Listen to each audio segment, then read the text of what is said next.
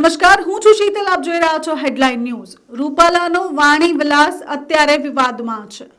સમગ્ર ગુજરાતભરમાં રૂપાલાની અગેન્સ્ટમાં poster war ચાલી રહી છે. તેવા જ સમયમાં અત્યારે મળતા એક ન્યૂઝ દરમિયાન 16 એપ્રિલના રોજ પુરુષોત્તમ રૂપાલા રાજકોટથી ઉમેદવારી પત્ર ભરવાના છે તેવું અત્યારે જાણ થઈ રહ્યું છે.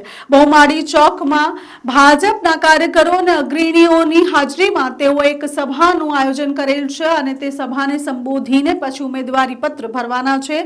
મામલો થોડો ગરમાયેલો છે, તેટલા માટે પોલીસના ચુસ્ત બંદોબસ્તની સાથે રૂપાલા ઉમેદવારી પત્ર ભરવા જવાના છે.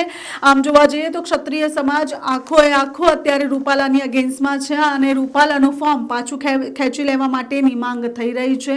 ઘણી બધી જગ્યા અનશન ચાલી રહ્યા છે, પોસ્ટર વોર ચાલી રહ્યા છે અને કરણી સેના દ્વારા પણ ઘણી ખરી ચીમકી આપવામાં આવી છે. કરણી સેના દ્વારા કમલમમાં જવાની પણ વાત થઈ ચૂકી છે, પણ હવે બહાર આવ્યું છે કે 16 એપ્રિલના રોજ રૂપાલા ઉમેદવારી પત્ર ભરવાના છે. હવે જોવાનું એ છે કે રૂપાલાનો વિવાદ ક્યાં જઈને થમશે અને પુરુષોત્તમ રૂપાલા ઉમેદવારી પત્ર ભરી શકશે કે નહીં.